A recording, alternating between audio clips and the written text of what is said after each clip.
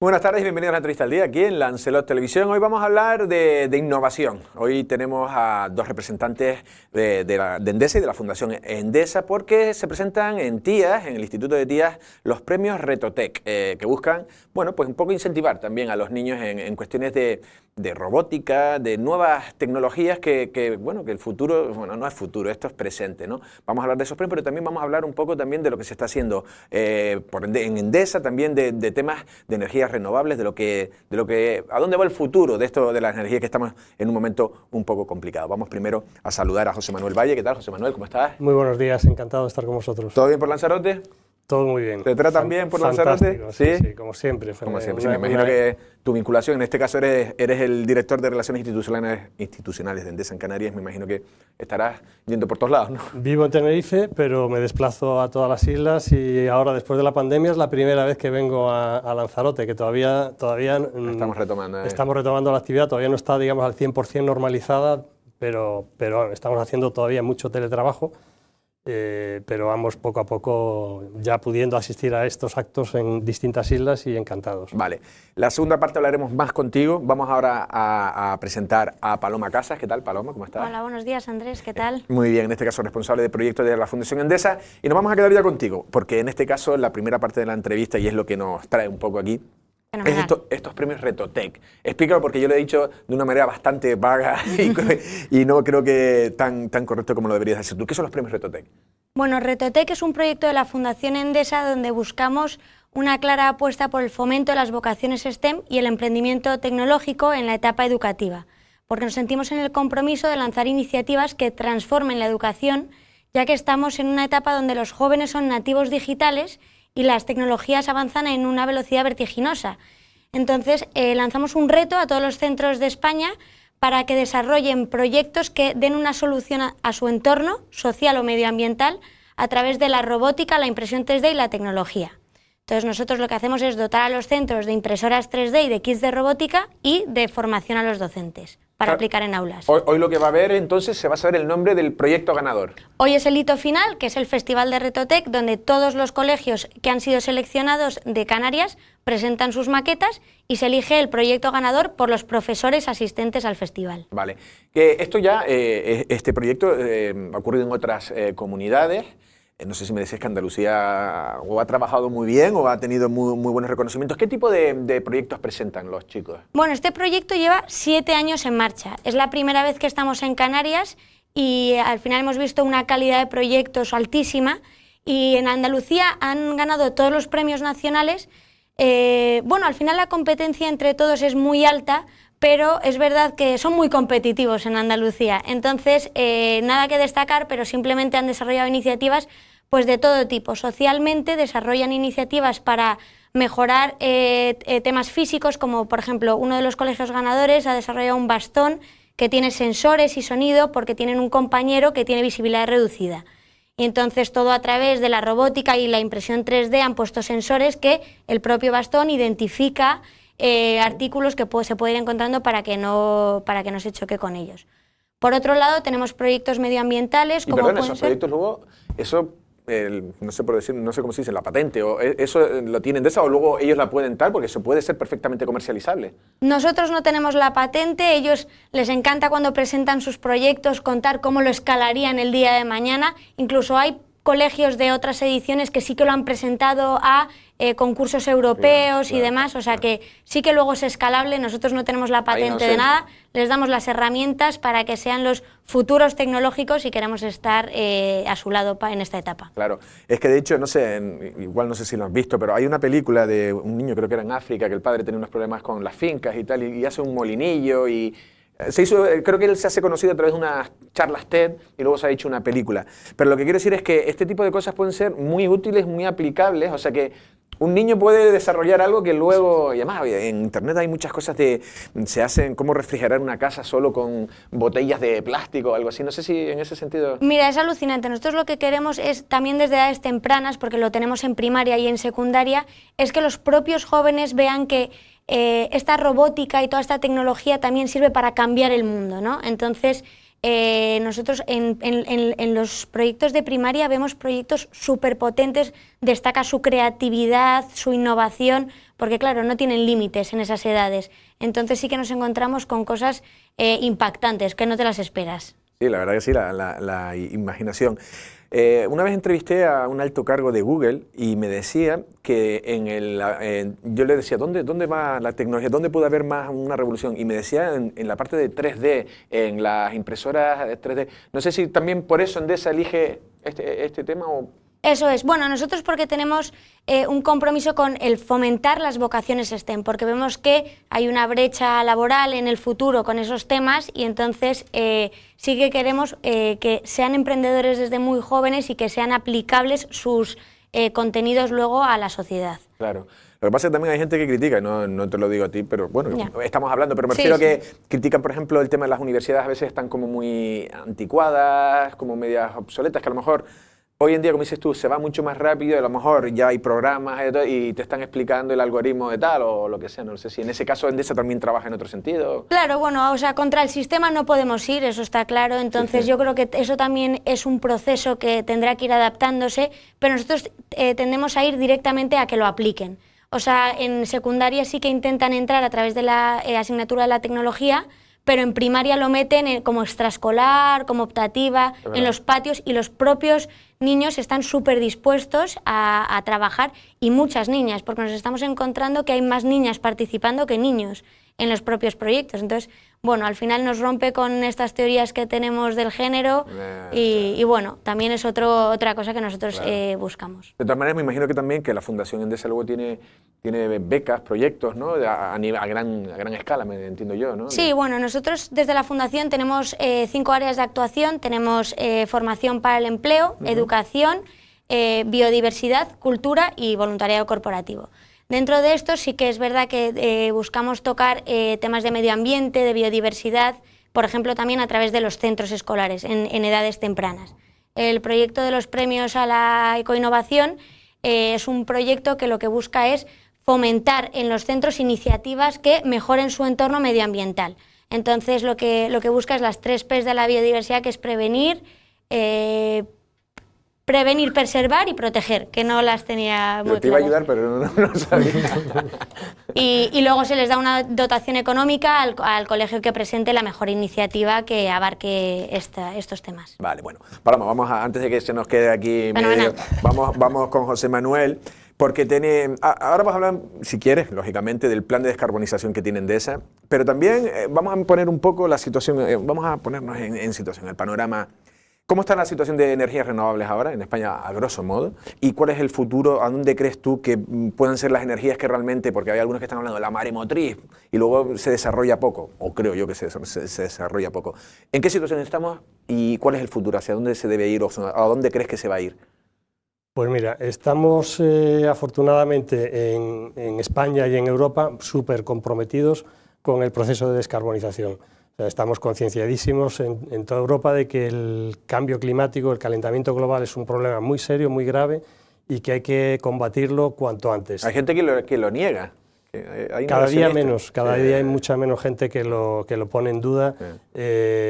Primero se ponía en duda que si realmente pues, estaban aumentando las temperaturas, nadie lo puede poner en duda porque eso se mide y se lleva midiendo ya con mucha precisión desde hace décadas. Claro, el retroceso de los hielos y una serie de efectos que vamos viendo y que ya lo vemos en todo el mundo, ¿no? Las islas son particularmente más sensibles porque somos ecosistemas pues, más delicados, más pequeños, más delicados y bueno, y el propio mar que nos rodea pues, se ve también afectado. Las aguas del mar se calientan, al calentarse se acidifican, se hacen más ácidas. Al hacerse más ácidas se absorbe menos CO2, el 25% del CO2 total que se absorbe en la Tierra cada año lo absorben los océanos y esa absorción se ve reducida también por el propio calentamiento, lo cual a su vez acelera el calentamiento. Es decir, es un problema muy serio, muy grave y que tiene a su vez realimentaciones positivas que lo reaceleran más. Entonces hay que combatirlo. Afortunadamente tenemos ya unas herramientas potentísimas que son energías renovables muy maduras porque el gran problema del calentamiento es la cantidad de emisiones de CO2 que hemos hecho desde la era industrial. La revolución industrial. En los últimos 150 años se han emitido cantidades ingentes por la quema de combustibles fósiles. Era CO2 que había absorbido la naturaleza de manera natural, que estaba depositada en las profundidades de la Tierra y que la estamos sacando y quemando, emitiendo ese carbono de nuevo a la atmósfera que provoca ese calentamiento. Entonces, está clarísimo, demostradísimo por los científicos ya que es la causa de ese CO2 que emitimos por la quema de combustibles, es la principal causa. Entonces, tanto en el transporte, que es el principal sector individualmente, es el principal sector responsable de esas emisiones, pues ya hay soluciones muy maduras, que es convertir los coches de combustión térmica que queman combustibles fósiles en vehículos eléctricos que se alimentan de una electricidad que cada vez es más verde, más renovable. Sí, pero todavía sigue limpia. siendo muy alta, ¿no? En la electricidad en combustible fósil, ¿no? Todavía sigue siendo... Claro, entonces dentro de la producción de electricidad todavía hay un componente que tiene emisiones, pero en la península esa producción que está libre de emisiones ya alcanza un nivel del 70%. En la producción propia de Endesa, ese porcentaje, nosotros alcanzamos el 85%. En el año 2021... ¿Y cómo se divide? Porque, por ejemplo, allí tienen temas hidráulicos, ¿no? Claro. Cuestiones que aquí no hay. ¿Cómo con el porcentaje de ese 70%, de dónde se obtiene? El 70% a nivel país, que está libre de emisiones en España, pues aproximadamente un 20% ya es eólica. Es eólica. Otro 20% es nuclear, que no tiene emisiones de CO2. Sí, que es limpia. Que en este caso es limpia a efectos del calentamiento global. Es problemático. Tiene un riesgo. Tiene la problemática de los residuos, que duran mucho, etcétera, pero bueno, esos son tratables y de momento Europa lo considera que puede acompañarnos durante bastantes años en esta transición energética hacia un futuro en el cual puede ser perfectamente 100% renovable. Esa es la gran noticia, que es que se puede alcanzar el 100% de descarbonización con tecnologías muy maduras, muy baratas y muy limpias, como son fundamentalmente a día de hoy la número uno es ahora la fotovoltaica, que es muy limpia y es muy barata, es la más barata ahora mismo, ¿no? Pero también la eólica. Pero ya es barata, luego luego hay teorías que dicen que la construcción, los materiales, no sé si que al final luego hay problema para todo, o sea que dices, claro, pues vamos a hacerlo, pero después no extraerlo también crea otro problema o... Todo tiene un impacto, es decir, riesgo cero no existe, impacto cero no existe. Ahora la propia implantación de las renovables evidentemente tiene su pequeño impacto, pero nadie duda de que lo que se ahorra después en emisiones es muchísimo mayor que las propias emisiones a la hora de fabricar las placas o los molinos en los aerogeneradores. Entonces, estas dos son las tecnologías súper maduras y que además de combatir perfectamente el cambio climático, permitirán, y ya lo permitían, que los precios vayan bajando. Es decir, que los precios de la electricidad han venido bajando. De hecho, antes de la pandemia, el precio del mercado medio estaba en 45 euros el megavatio hora, en el conjunto del año previo a la pandemia. Durante la pandemia cayó más ese precio porque al reducirse la demanda, pues se van quitando las tecnologías más caras, que ya no entran, y entran las más baratas. Entonces se redujo a unos 35 euros el megavatio hora. Y ahora pues estamos viendo una turbulencia, unos fenómenos estructurales, no estructurales, coyunturales, muy coyunturales, muy puntuales y que desaparecerán, ¿no? Y predominará esa fuerza de las renovables de abaratar los precios y volveremos a ver precios rápidamente de 40, 45 euros el megavatio hora, pues en cuanto acabe la guerra de Rusia. Es que eso te iba a preguntar, digo, ¿y si se eterniza la guerra? Porque también es verdad que el ser humano en situaciones críticas, por ejemplo, lo estabas diciendo tú ahora, ha fallado el gas por aquí, pues se busca por otro lado y de repente la sociedad empieza como a acomodarse y empieza a funcionar. Pero si se eternizara la guerra, no sé si también a lo mejor podría ir bajando esto o hasta que no termine el conflicto bélico en Ucrania vamos a tener precios altos. Lo principal creo yo que es que debe acabar la guerra, todos además todo el mundo... Por el bien de todos también. Por el bien de todos y especialmente de los pobres ucranianos que están padeciendo el tremendo conflicto que ha provocado Rusia, ¿no? Todos deseamos que acabe cuanto antes por el bien primero de los propios ucranianos que lo han padecido y lo siguen padeciendo, y luego también pues por lo que nos afecta del impacto en los precios de la energía en general, ¿no? Tanto de los combustibles fósiles como para la automoción, etcétera, como del precio de la luz que se ve afectada a su vez por el precio de los combustibles, ¿no? Entonces, eso, lo normal es que acabe en unos pocos meses esa guerra, cuanto menos mejor sería para todo el mundo, ¿no? Y entonces a partir de ahí veremos cómo bajan los precios. No baja de precio. Si se prolongara muchísimo tiempo, que no creo, porque tampoco hay para tanto, sí, ¿no? Ucrania, y tampoco le conviene ¿cuánto a Rusia, podrá resistir Ucrania? Y tampoco le conviene a Rusia, creo yo, prolongar eso mucho tiempo, ¿no? Porque la respuesta de la comunidad internacional ha sido contundente. En Europa, pues en el Parlamento Europeo se han escuchado frases como la defensa de la libertad tiene un precio, y es un precio que estamos dispuestos a pagar porque la libertad no tiene precio, ¿no? Entonces, eso muestra clarísimamente la voluntad de Europa de combatir esta situación injusta provocada por la guerra y de tratar y de poner todos los medios para que se acabe la guerra cuanto antes, ¿no? Vale. Y Estados Unidos ha hecho lo mismo, con lo cual, pues bueno, yo creo que debe de acabarse pronto y veremos los precios de la energía bajar, ¿no? Ojalá sea así. Estabas hablando de los niveles de producción. En Endesa está un 80 y pico % y el 70% en la península ya son con energías renovables, pero en Canarias no es igual. ¿Qué está pasando en Canarias? Porque no sé si hay más trabas, hay una normativa más estricta o hay una hipersensibilidad que viene contra uno mismo. ¿Qué está pasando? Pues mira, en Canarias ese nivel que en la península libre de emisiones, que en la península está en el 70%, en Canarias estamos en un porcentaje libre de emisiones del 20% solamente, es decir, 20%, y en la península el resto del país está a un nivel del 70%, ¿no? Con lo cual pues vamos muy atrasados en implantación de renovables. Y no es porque no haya sol, y no es porque no haya viento en Canarias, que al revés, hay más viento y más sol que en la media del resto del país. Solo se nos puede comparar en ambos factores, pues Andalucía un poco, que tiene también bastante viento, pero en zonas mucho más pequeñas, más localizadas, y tiene también mucho sol, ¿no?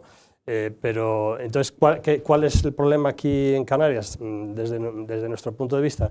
Pues que hay una burocracia y una problemática ambiental y administrativa mucho más acentuada que en la península. Entonces, pues ese es el motivo principal por el que se han retrasado las renovables en Canarias. Realmente, a veces se dice es la falta de sitio, somos un territorio más pequeño. Realmente, para implantar todas las renovables que son necesarias para descarbonizar totalmente las islas, solo se necesita utilizar un 1,9% del suelo de Canarias para implantar principalmente la fotovoltaica y también algo de eólica, que sería necesario para descarbonizar totalmente, incluyendo también el transporte, incluyendo la energía eléctrica necesaria para alimentar los coches movidos por vehículos eléctricos, ¿no? Aquí, por ejemplo, el Cabildo creo que está siendo bastante restrictivo y ya ha anunciado que, por ejemplo, en tema de fotovoltaica, en suelo no va a haber. No sé si eso se ve como un perjuicio, porque dice en techo, y claro, y cada uno en sus techos, pero también, me imagino que en la península habrá grandes extensiones donde se le saca más rendimiento. Claro. Me acuerdo por Andalucía tiene unas torres de esas con... No lo sé, no sé esa es una modalidad de producción que aquí en Canarias puede que no sea muy tiene aceptable, impacto, porque se utiliza más superficie, ¿no? Y tiene también un poquito más de impacto visual y tal, pero esa es solar térmica, digamos que produce electricidad reflejando el calor de la luz hacia un punto y demás, ¿no? Esa solar térmica, nosotros aquí en Canarias creo que es suficiente con la solar fotovoltaica. Pero en suelo, ustedes estarían por suelo. A ver, la fotovoltaica en cubiertas de edificios, que fundamentalmente va a aplicarse en la modalidad de autoconsumo, desde luego también contribuye y también favorece la descarbonización. Es evidente que es una buena herramienta para combatirlo, y hay que profundizar en ella y dejarla que avance pues todo lo que pueda avanzar. Lo que ocurre con esa modalidad son dos cosas. Una, que avanza a un ritmo bastante lento. Es decir, se está fomentando bastante, pero ahora mismo estamos caminando a un ritmo con esa modalidad, estamos avanzando a un ritmo el año pasado a 10 megavatios al año. Ahora este año pues puede que avancemos más y suba esa cifra a 20 y tantos megavatios, 20 y algo megavatios. Pero es que el ritmo que necesitamos para llegar a 2040 totalmente descarbonizados, se necesitan implantar 500 megavatios cada año. Entonces, si solo vamos con fotovoltaica, vamos a ir demasiado despacio y tardaremos mucho más en llegar. Eso por un lado. Y por otro lado, las redes las redes de baja tensión en las cuales se conecta esa fotovoltaica de autoconsumo no están preparadas para admitir tanta cantidad de fotovoltaica en esas redes. Entonces sería otro factor que a futuro reduciría la producción o enlentecería también ese proceso al tener que ir acompañada de refuerzo de esas líneas de baja tensión. Entonces, eso por un lado. Y por otro lado, y hay un tercer factor, quizás ya algo menos importante, y es su coste, ¿no? El coste de la fotovoltaica en las cubiertas es como entre 2 y 3 veces mayor que el coste de la fotovoltaica en suelo. Bueno. Entonces, pues bueno, esas son realidades que también hay que tener presente. Es decir, fotovoltaica de autoconsumo sí, en lugares en los cuales, pues bueno, el paisaje y el espacio no es tan abundante como en otros sitios, pues incluso con mayor intensidad que en otros sitios debemos de aplicarla, pero no es la única solución y no deberíamos de apostar solo por eso, porque desde luego yo creo que es un error bastante grande el decir nada en suelo porque todo lo voy a hacer en las cubiertas. Pues bueno, eso va a tener problemas. Sí, sí, yo creo que si queremos ir a por esos objetivos, que al final esto es como tú tienes que decidir qué es lo más importante. Lo importante es el cambio climático y emisiones ceros, entonces pues, algún perjuicio por el camino se va dejando. Nos hemos ido de tiempo y Paloma, te quería terminar contigo, pues no sabemos el nombre, pero estaremos pendientes para los informativos. Fenomenal. Y esperemos que también que no sea la primera vez que se hace aquí, pero que se continúe. Espero no que habrá primera de muchas, seguro. Seguro que sí. Pues Paloma, José Manuel, ha sido un verdadero placer. Muchas gracias. Muchas gracias, Andrés. Gracias. Un placer es nuestro. Gracias.